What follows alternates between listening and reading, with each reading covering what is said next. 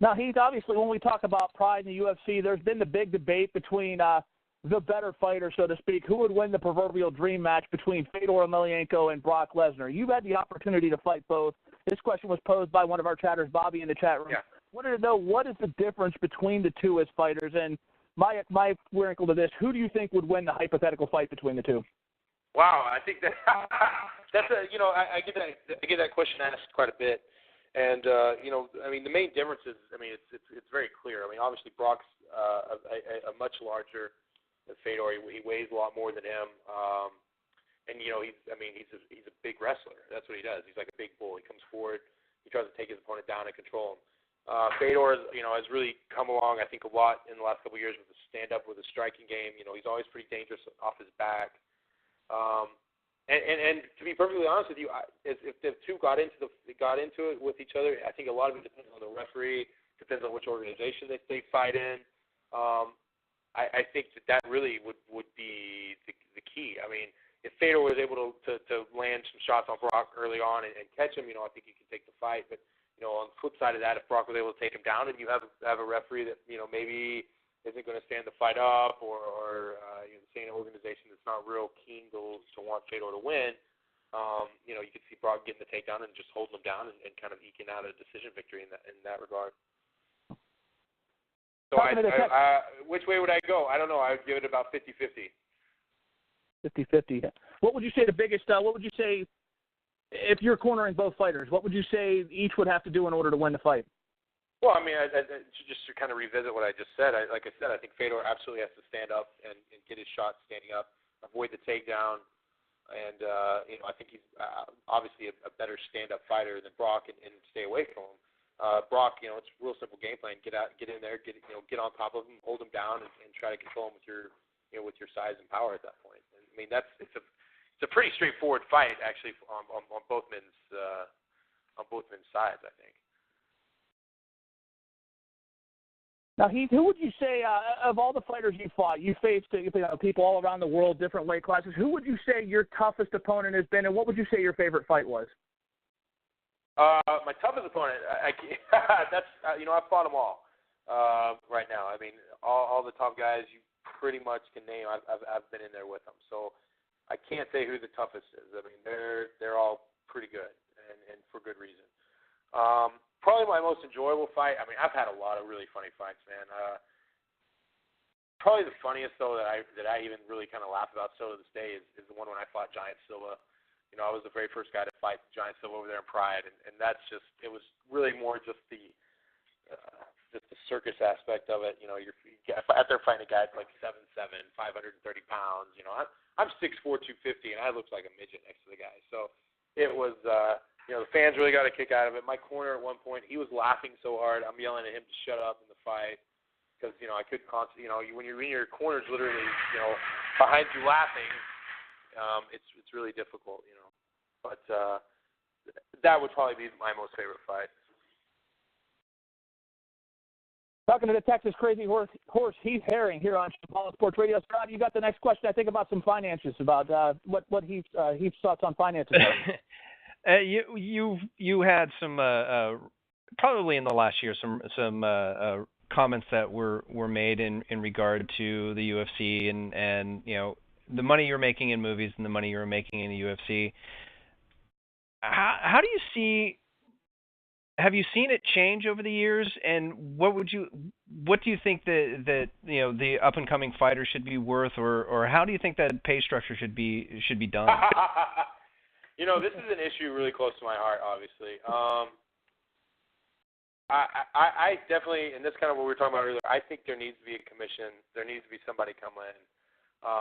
If you look at other pro sports, the amount of money that the UFC is bringing in and the amount of money that they pay out to the athletes is absolutely, it's criminal. It's profiteering to the nth degree. You look at, let's take the NFL, for instance, where, 50% of the income goes back to the athletes. I think in UFC, if we were getting 15% to come back to the athletes, we'd be ecstatic right now at this moment. I don't know. There's just a lot of, and really, I think that's one of the reasons I kind of just walked away right now from the sport is, I was making more money at 23 years old fighting at Pride than I am with the UFC. and they're making exponentially more money than Pride was making. The video games, the merchandising, they've done a very, very good job of branding the name, branding the brand. Everybody, half the people that you even talk to, they don't even realize that MMA is the sport. They think UFC is the sport. And UFC's done a very, very good job of marketing UFC and not MMA, and UFC, the fight's not the fighter. But, I think we all realize that if you throw UFC in the ring or Dana White in the ring, people aren't paying to watch that. They're paying to watch the athletes compete. And, the guys that are out there bleeding should be the ones getting the money, not the guys at the top. I think that's kind of one of my big quotes is, Dana White has 5 Ferraris, hell, I just want one. And I think at the end of the day, we don't have any health insurance. We're not getting any retirement. We're out there, training for the toughest sport in the world. We're out there breaking our bodies, bleeding for this stuff. And really, at the end of the day, I think really, for me, pretty much the best film that I've seen in recent times that really sums it up is, is The Wrestler. It's probably one of the more poignant moments I had last year watching that film is I realized, at the end of the day, there's so many fighters that are going to be just like that. We're going to be sitting in our Airstream trailers or sitting in mom and dad's basement or somewhere playing the UFC video game that we're on, but we're not going to have a dime, 2 dimes rubbed together or anything to show for it. And you're going to have a lot of guys that are just completely broken off. And, I just would like for that to maybe change. I would like to see some type of athletes union or fighters union get formed where, I'm not asking that we all become multimillionaires, but at least we're getting something for what we've gone out there and done, especially when the money is there. It's not like we're asking for something that's not there right now. The fans are paying a lot of money. I think it's like $55, $60 a pay-per-view right now. Fans are spending $70 on a video game. They're buying UFC T-shirts, but we're not. The athletes aren't seeing that money. And I think a lot of, when I talk to a lot of fans, I think they don't even realize that we're not multimillionaires. I think they don't realize that we're all driving, used cars, or we're living in, we're still living with mom, or we're still working second jobs. They see us on TV, they see us, in the magazines, but most of the fighters, we're really not that well off. Now this begs the question. One quick little final is recently there has been the thought of a fighters union. Is that even?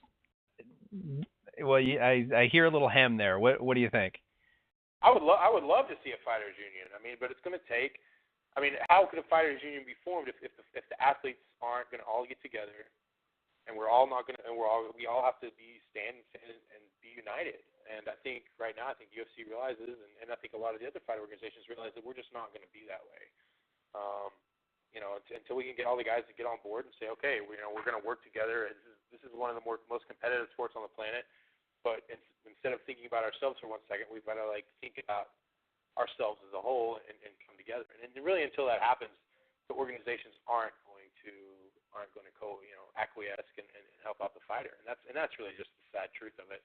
And that's kind of why I kind of walked away, where I did, because I realized, you can't fight City Hall. You start trying to fight City Hall, you might as well just get the hell out of the city. So, I went on. I got opportunities to try and do some other things. That's what I kind of took them to do. And that's kind of, that's what I'm doing. I would love to see the fighters all get together. I would love for us to, sit down and have some talks. I've spoken with professional football players. I just had some meetings with some guys, and until all the fighters are going to get together and work together, it's just not gonna work. And I don't know how it would unless we can all get on the same page and all work for the greater good.